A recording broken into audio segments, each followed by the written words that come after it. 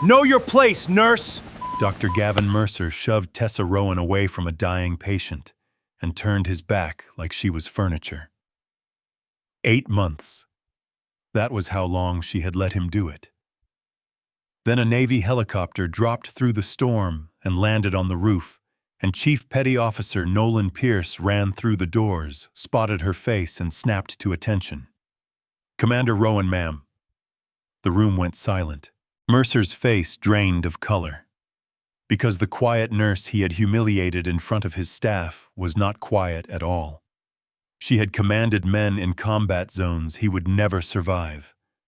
She had been hiding. And now someone had found her, and every person in that hospital was about to pay for it. If you've ever watched someone get dismissed, overlooked, or told to stay in their lane, and secretly wondered what they were really capable of, this one's for you. Stay with us. And if you haven't already, subscribe so you never miss a story like this. The night shift at Red Creek Regional Medical Center had a particular kind of quiet that other hospitals didn't. Not peaceful quiet. The kind that came from people learning over time to keep their heads down. Tessa Rowan had learned it faster than most. She had been working the overnight emergency rotation for 8 months. And in those 8 months, she had become the kind of nurse that administrators loved and no one really noticed. Reliable, precise, never late, never loud. She took the cases no one else wanted. She stayed past the end of her shift without being asked. When the supply closet ran short on trauma kits, she reorganized the cabinet herself at 2 in the morning, so the next crew would find everything in its place. Her coworkers appreciated her in the vague, unspoken way that people appreciate a wall that doesn't leak. They didn't ask much about her. She didn't offer much either. Leah Corbin, the night charge nurse, had once told her that she was the calmest person she'd ever worked with. Tessa had smiled and said she just didn't startle easily. That was true. It was also the least of what was true. The emergency department at Red Creek was small, 8 bays, 1 trauma room, a nurse's station wedged between 2 hallways that always smelled faintly of antiseptic and burnt coffee. On a clear night, it was manageable. On a storm night with the mountain roads, sending in accident cases every hour, and the radio crackling with static, it ran like a ship in high water. Everyone moved fast, everyone made do. Dr. Gavin Mercer moved through all of it like a man who believed the storm itself had arranged itself around his schedule. Mercer was not a bad doctor in the way that incompetent doctors are bad. He was bad in the way that certain men in authority become bad, gradually, quietly, through years of being told they were the most important person in any room they entered. He had the look of someone who had once been impressive and had decided to coast on it ever since. He wore his authority the way he wore his pressed coat as a costume adjusted every morning to make sure no one looked too closely at what was underneath. He talked often about his military service, dropping references to specialized training and high-stakes deployments in the particular way of someone who had never actually completed them. The nurses knew. They always know. But knowing and saying are different currencies, and at Red Creek only Mercer's was accepted. Taryn Blake was 26 and still in the phase of her career where she believed that if she worked hard enough and kept quiet enough, eventually the difficult parts would even out. She had transferred to Red Creek 8 months ago, the same week as Tessa. In that time, she had learned to angle her body away from Mercer.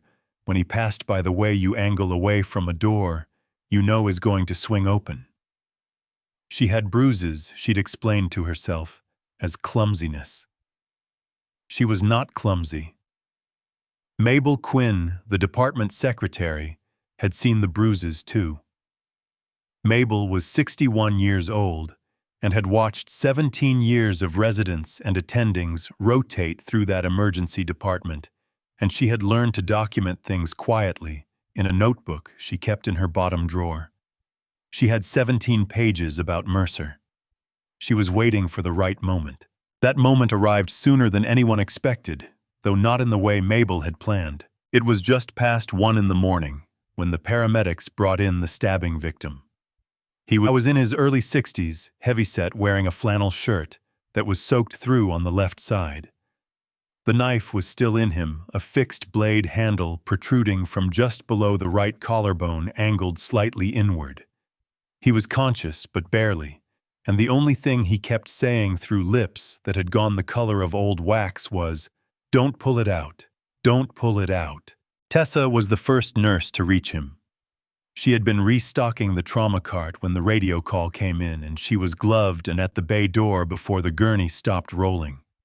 She looked at the knife, the angle, the depth, the entry point, and she looked at his skin tone. The way the tissue around the wound wasn't bleeding, the way a standard soft tissue laceration would. She checked his radial pulse, checked his breathing, watched the slight asymmetry in his chest rise. She knew exactly what she was looking at. The blade had come to rest against a major arterial branch.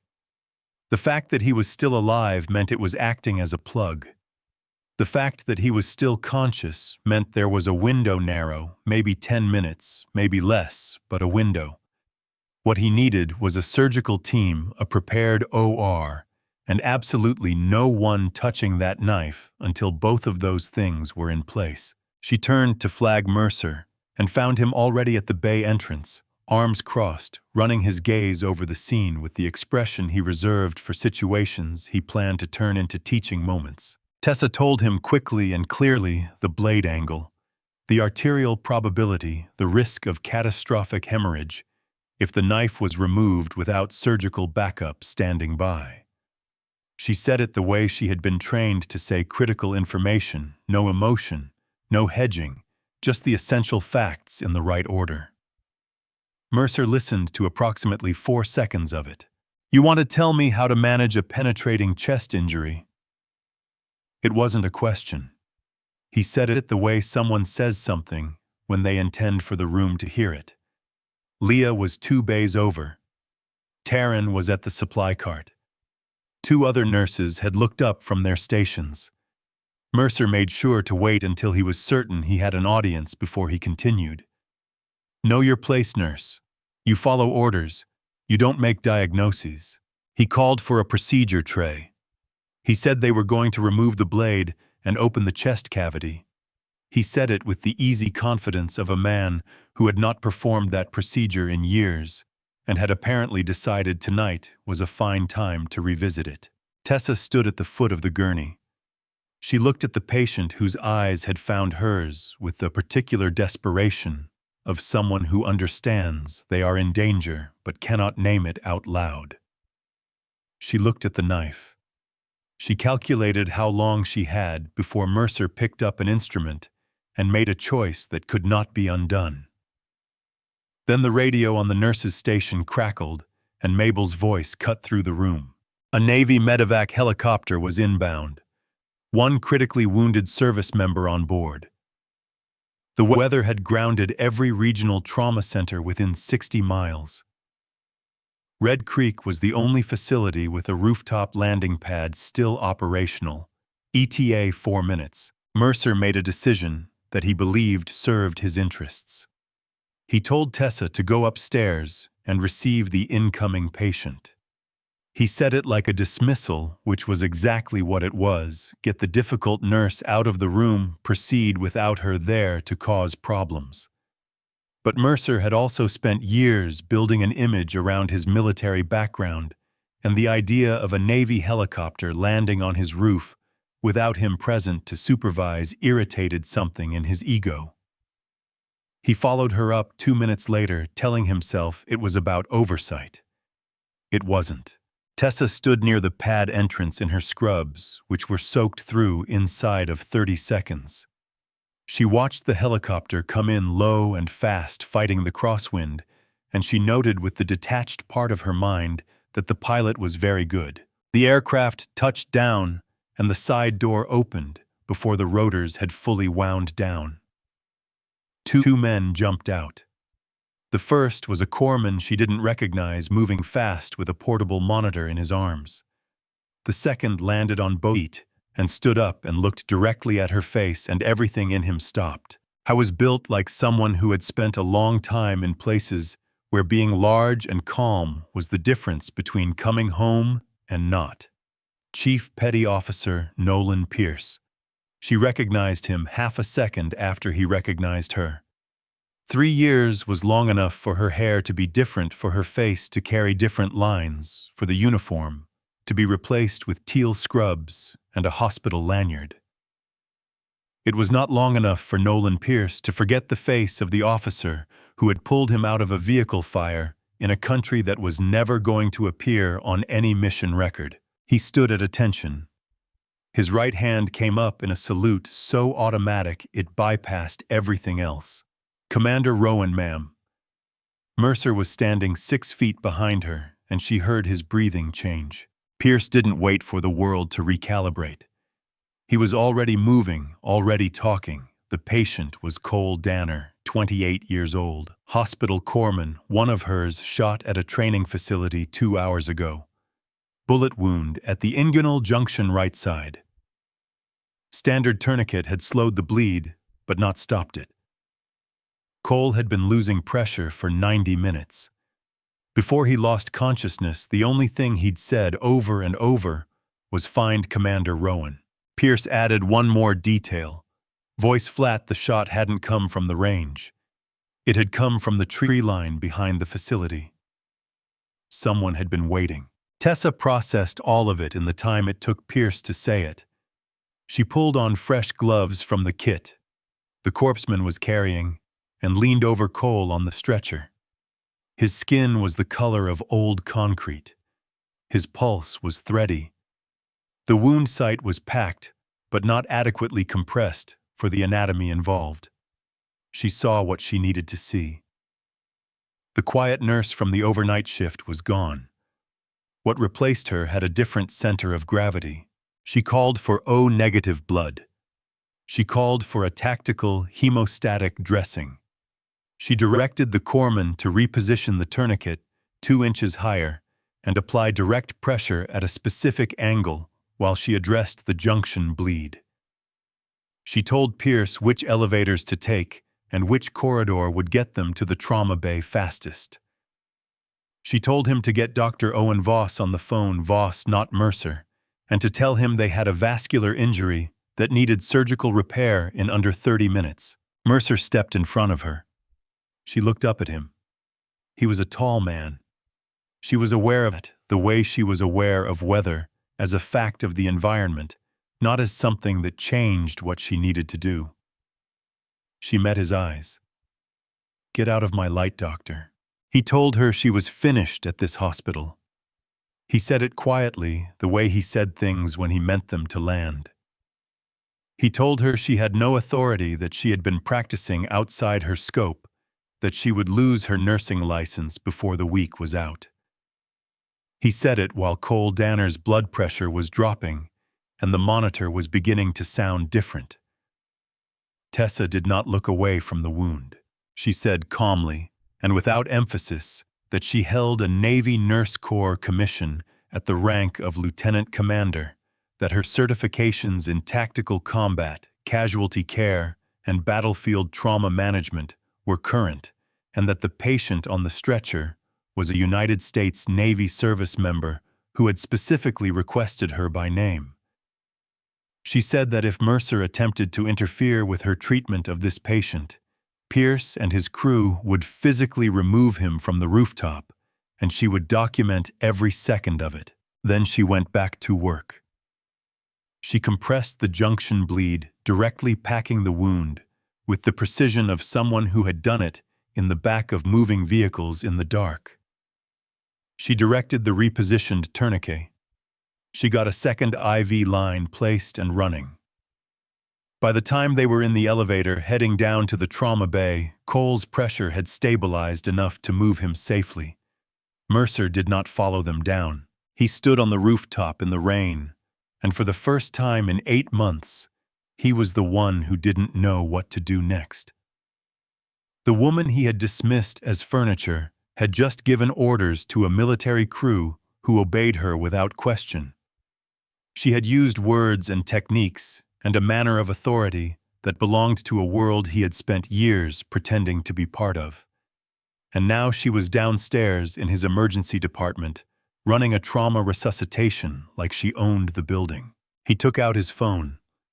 He scrolled to a number he had saved under a false name 11 weeks ago. He stood in the rain on the rooftop of Red Creek Regional and made a call he could not take back. Dr. Owen Voss arrived at Red Creek 20 minutes after Tessa's call, still pulling on his jacket, his gray hair flattened on one side from sleep. He was the kind of surgeon who didn't ask unnecessary questions. He looked at the patient, looked at the monitors, looked at whoever was managing the situation, and started working. When he saw how Tessa had the wound packed and the lines running, he gave her a single nod that meant more than most people's paragraphs. He scrubbed in and took Cole to the OR without ceremony, and Tessa stayed at his elbow through the whole repair. The arterial damage was significant, but contained. Voss worked with the quiet focus of someone who had done this in places without proper lighting and wasn't impressed by difficulty. Tessa anticipated every instrument before he asked. At one point, he glanced at her across the table and said simply, "You've done this before." She said she had. He didn't ask where. They finished the repair in just under 40 minutes, and Cole Danner came off the table alive. While Voss was closing, Tessa walked back to the emergency department. The stabbing victim from Bay 1 was still there. Mercer hadn't arranged any further treatment before disappearing. The man was still on the gurney, still breathing, still with the knife in place. His color had worsened. His pressure was low but holding. Tessa hung a fluid drip, adjusted his positioning, and checked the wound margins. She was doing exactly that when his eyes opened. He looked at her for a moment, with the particular focus of someone deciding whether they are safe. Then he said, barely above a breath, "Commander, they found you." She kept her hands on the dressing. She didn't step back. She said quietly that she needed him to stay still, and that whoever he was, he could tell her slowly. His name was Malcolm Keene. He'd been a Master Chief before he retired, assigned to the same command structure as Captain Adrian Sloan. He told her that Sloan had been running a private investigation for 3 years, quietly, outside official channels, because the official channels were part of what he was investigating. The ambush in Aleppo hadn't been random.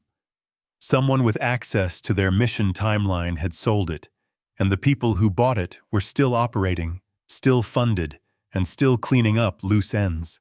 Malcolm had come to Red Creek carrying a message Sloan couldn't send through any system that might be monitored. He'd chosen the knife wound deliberately. He knew that a blade at that angle in that position would signal to any combat-trained medic that the injury had been managed with tactical intent, that the person inside the wound was trying to communicate, not just survive. He had known Tessa would understand it. He had counted on her being exactly who she was. He told her that Sloan was driving to the hospital, now maneuvering a civilian vehicle through a storm and a partially washed-out mountain road. He had a hard drive with him, financial records, communications, intercepts, personnel files on the contractors who'd run the Aleppo operation, names of the people who'd paid for it, evidence that certain officials had helped bury the aftermath. Then Malcolm said the thing that mattered most, and he said it while watching her face. Cole hadn't been randomly targeted. Cole had been looking for her. He'd asked questions, discreet ones, but questions at 3 different installations over the past month, trying to locate a former lieutenant commander who'd dropped off the grid. Someone in that network reported the inquiry upward. The people hunting Tessa had tracked the direction Cole was moving before they put a bullet in him. Mercer's phone call tonight wasn't the beginning. It was confirmation of something that was already in motion. Tessa absorbed that without showing it on her face. Then she noticed the two dark SUVs sitting in the far corner of the parking lot, engines running, no plates visible from the window. She told Mabel, who was at the station, to call Leah back to the department floor right now. She told Taryn to finish documenting the shift notes and stay within sight of the nursing station. She kept her voice level, which was the only voice she had available to her at the moment, because the rest of what she was feeling had nowhere useful to go. The four men came in through the ambulance entrance 7 minutes later. They wore plain clothes, jackets, work boots, nothing that would stand out, but the way they moved through the doorway said everything. They spread out without speaking, two going left toward the hallway, two staying near the entrance, and the geometry of it was so practiced and so immediately wrong for a hospital setting that Leah, who had seen a lot of bad nights, pressed herself against the wall without being told. The man in front was broad-shouldered with the kind of stillness that meant he had done this before and found it unremarkable. He looked at Tessa and smiled, and it was the worst kind of smile, the kind that means the person wearing it believes the situation is already resolved. "We're here to take you home, Commander." Tessa counted the room in under 2 seconds. Leah behind the counter. Taryn near the supply alcove. 3 patients in bays, 1 sedated post-procedure, 1 ambulatory, but elderly, 1 restrained for psychiatric evaluation. Malcolm in bay 1 immobile. No line of sight to any exit that didn't run through at least one of these men. Lieutenant Brandt's security team, 6 members in 2 vehicles, was approximately 2 minutes out, and 2 minutes was not nothing, but it was also not now. She told Mabel to take Taryn into the triage room and lock the door, using the flat voice she had once used to direct corpsmen through situations where the wrong tone caused people to freeze. She told Leah to get below the counter and stay there. She said it once clearly, and both women moved. The man in front took a step toward her and reached under his jacket. Tessa was already moving. She had catalogued the instrument drawer 3 steps to her left during the first 10 seconds after they walked in. It was the same drawer she restocked every shift, and she knew exactly what was in it and where.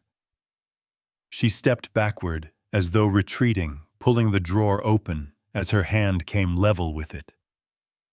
The man's eyes tracked toward the drawer, expecting her to reach for a phone. Instead, she spun into his space, caught his gun hand at the wrist before he had the weapon fully drawn, and used his forward momentum against the edge of the counter. The impact broke his grip cleanly. He buckled. She took the weapon and had it in a 2-handed grip before he hit the floor. The second man moved toward her and found a muzzle level with his chest before he completed the step. He stopped. The third man was already raising his hands. The fourth ran back through the ambulance entrance across the parking lot, directly into 2 members of Brandt's team, who had come in fast and quiet from the east side of the building. Lieutenant Theo Brandt came through the doors, 40 seconds behind his men, the remaining 4 members of his team fanning out behind him. He had the look of someone who was very good at processing unusual scenes quickly. He looked at the 2 men on the floor, the one with his hands up, Tessa in scrubs, holding a secured weapon in a 2-handed grip with her weight properly distributed. He stood at attention. "Commander, building secured." She handed the weapon to one of his men and told Brandt she needed him upstairs. Mercer's office was on the 2nd floor at the end of a hallway that had the particular dead carpet quiet of administrative spaces in small hospitals. Brandt had pulled the phone intercept during the drive over a call placed from this building, from this floor to a number connected to a private security contractor with 3 active federal investigations and no public profile.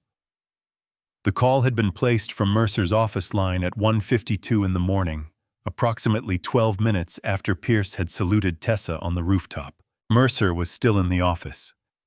He had been attempting without success to access his computer with hands that weren't entirely steady. When Brandt opened the door, Mercer tried the expression of outrage he usually kept ready for situations where his authority was questioned. It didn't hold. Brandt went through the desk drawers while Tessa stood near the window. The photographs were in a manila folder in the bottom drawer, surveillance images printed on plain paper showing Tessa in Navy uniform at 2 different installations. Her face was circled in one of them. There were nursing personnel files for 8 women currently employed at Red Creek, each with a hand-annotated note about physical identifying features. There were bank transfer records from a company called Harrow Strategic Consulting. There was a handwritten list that included a description of a surgical scar located beneath the left shoulder blade. Tessa looked at the list and understood the full shape of it for the first time. The morning training sessions, the restraint drills, the pressure holds, and the bruises that Taryn had explained to herself as clumsiness. Mercer hadn't been running those sessions to satisfy some pathology of control, though he had certainly enjoyed that part. He had been running them to examine every female employee on this floor. He had been looking for a specific scar. He had been paid to find a specific woman, and while he looked, he had put his hands on every person in his path. Mercer talked when Brandt asked him to. The offer had come 6 months ago through a contact he wouldn't name initially, and then would after Brandt laid out the intercept records. $50,000 to confirm Tessa Rowan's identity and current employment location. $250,000 to ensure she remained on-site and accessible on a specific night tonight. He said he hadn't known exactly what they planned to do with her. He said it in the way of a man who had asked himself that question and decided not to pursue the answer too carefully. Tessa looked at him for a long moment. She thought about Taryn. She thought about Leah. She thought about every woman in this building who had come to work and trusted that the person with the title of physician meant them no harm. "You kept telling nurses to know their place," she said. "Tomorrow a federal judge will show you yours."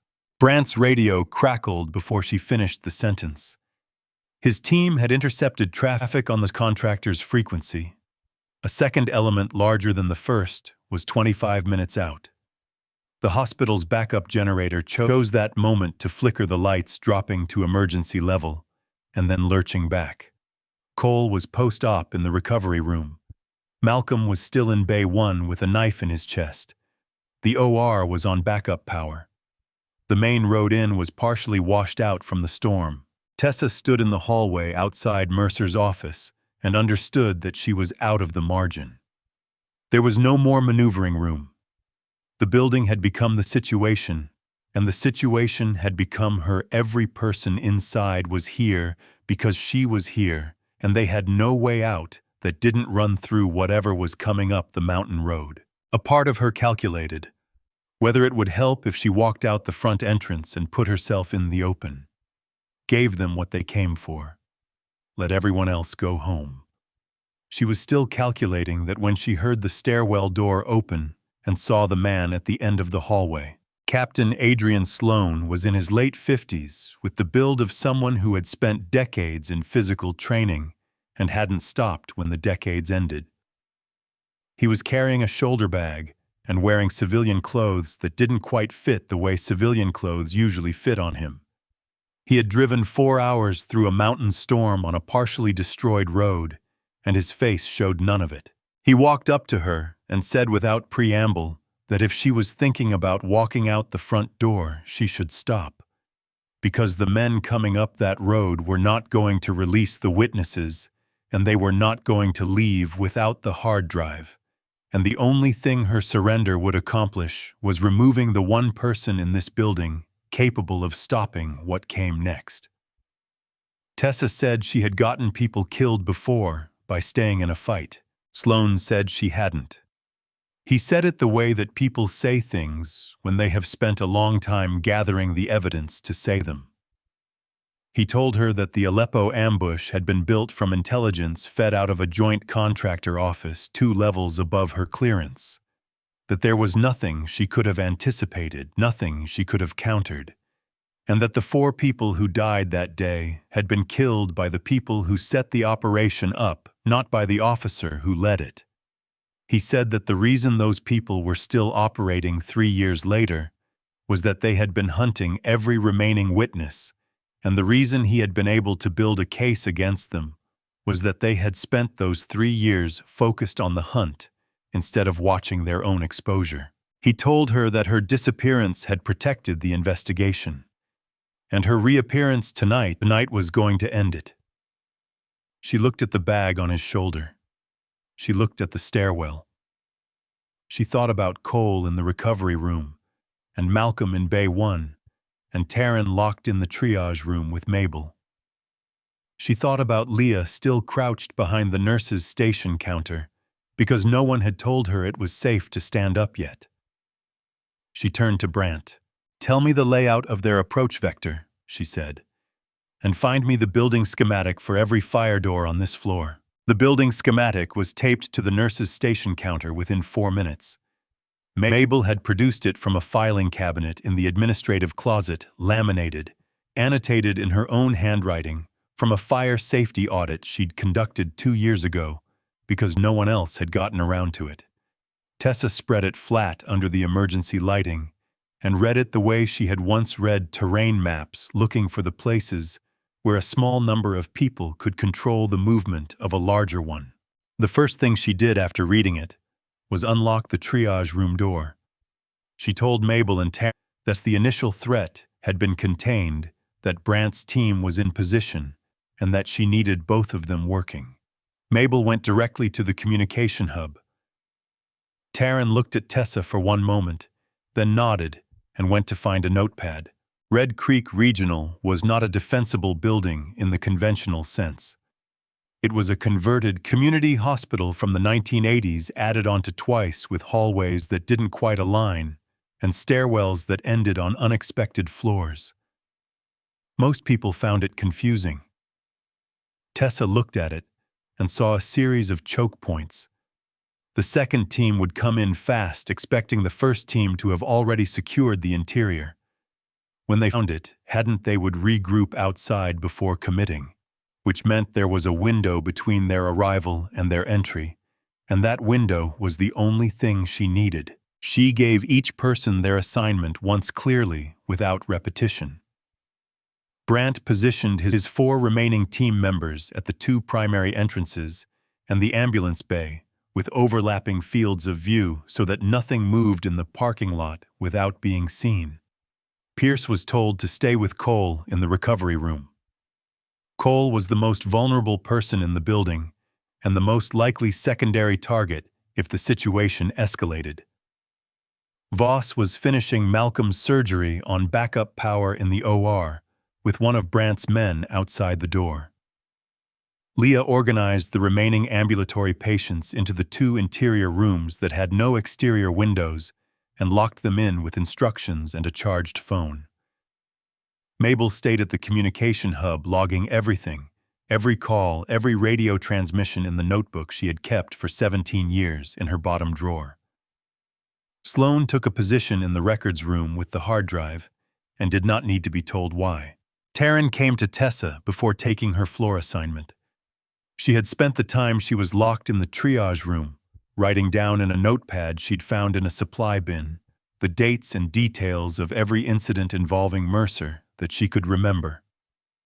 She handed the notepad to Tessa without saying much, and Tessa took it and looked at the pages, tight, careful handwriting dates, going back 7 months. She looked at Taryn, then told her to go floor to floor and collect statements from anyone willing to give one, and to tell each person that what they said tonight would matter. The second team arrived in 3 vehicles, staging in the far end of the parking lot, at the edge of the tree line, where the cameras had the weakest angle. Brant's team had anticipated exactly that and repositioned one man accordingly. The thermal imaging on the monitoring equipment showed 6 individuals, more than the first team, and better coordinated moving in a pattern that suggested they had done building entries before and done them successfully. They waited 4 minutes outside, which meant they were listening for the first team's signal, and not receiving one, which meant they knew something had gone wrong. Tessa was watching the monitor feed from the nurse's station when they made the decision to move. She got on the radio to Brandt and said 2 words, "Fire doors." The building's fire door system could be triggered from the main panel in the basement utility room or from the secondary panel behind the nurse's station, a detail in Mabel's fire safety annotation, and nowhere else in any document a contractor would have accessed. When Tessa activated the sequence, every fire door on the ground floor dropped simultaneously. The team that had split to cover 2 entrances found themselves contained in the exterior corridor, between the outer door and the sealed fire door, with no line of sight to the interior and no way through without tools they hadn't brought for what they expected to be a straightforward extraction. Brandt's men took them section by section, working the corridor in pairs, and had all 6 individuals secured in 11 minutes. None of them reached the patient care areas. The main power failed completely at 4:17 in the morning. The generator took over for the OR and the ICU monitors and the emergency lighting in the stairwells, and everything else went dark.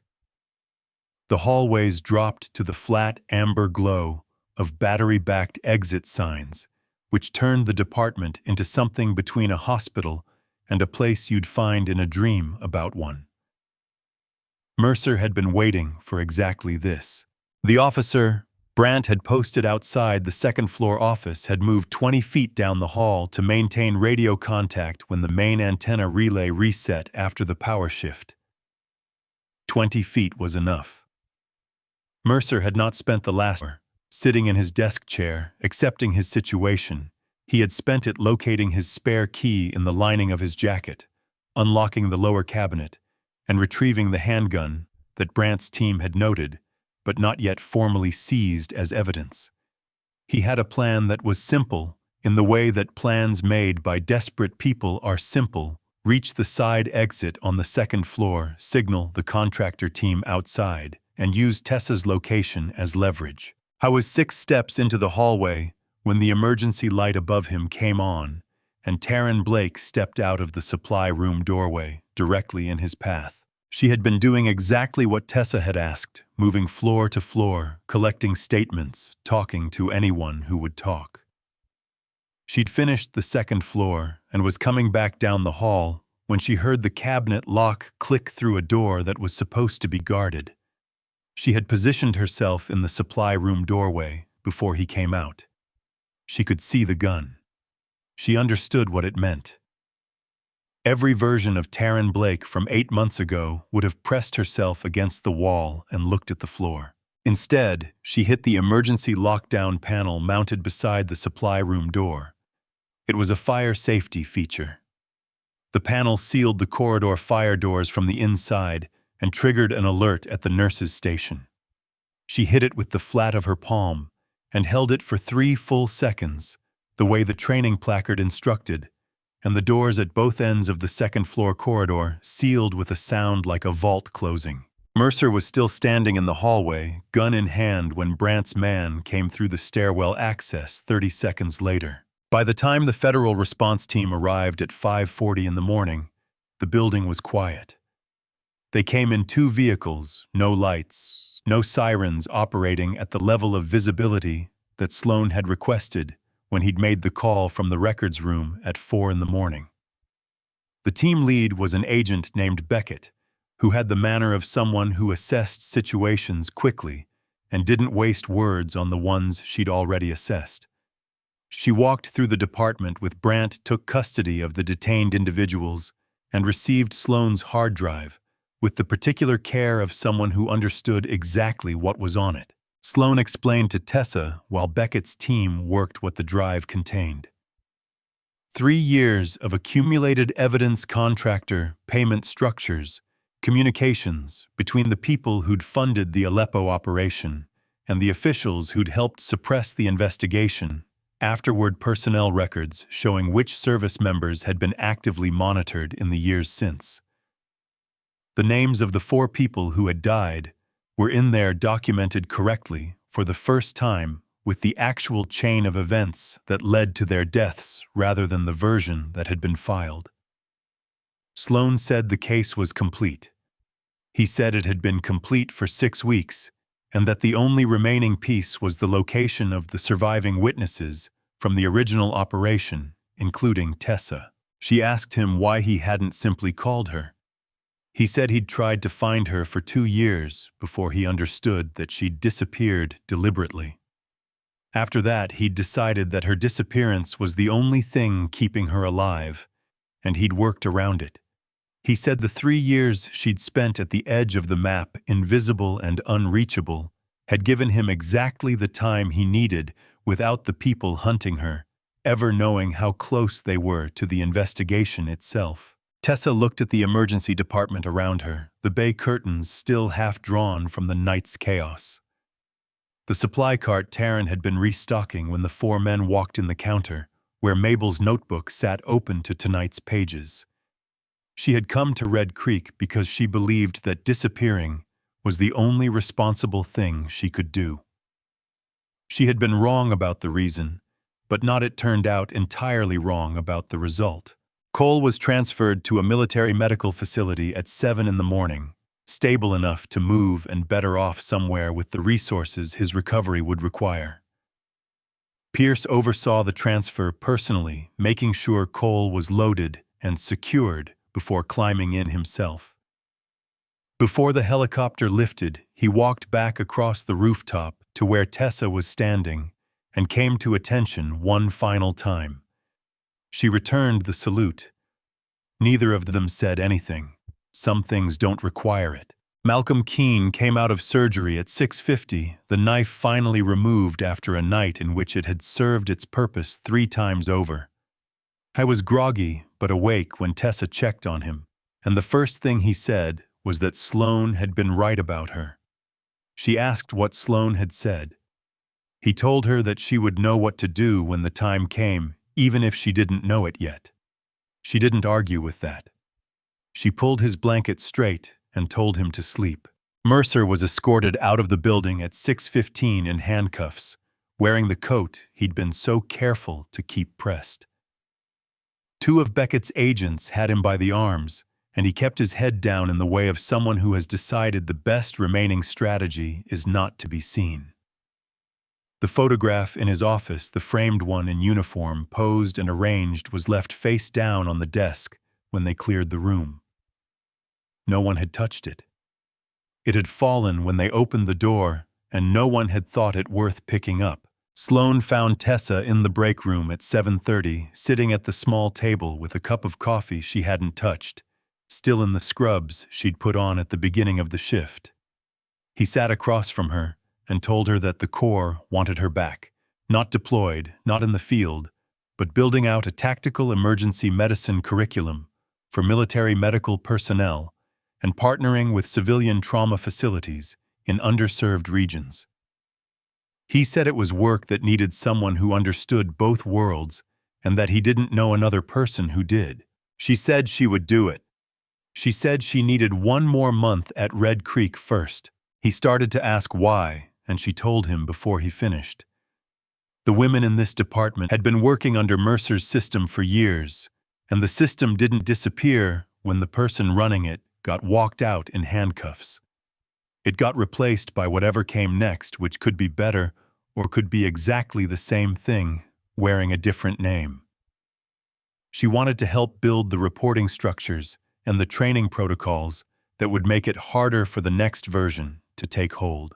She wanted to make sure Taryn's notepad and Leah's documented silence and Mabel's 17 pages of records became part of something that actually changed how this department operated, not just evidence in a file that got sealed after sentencing.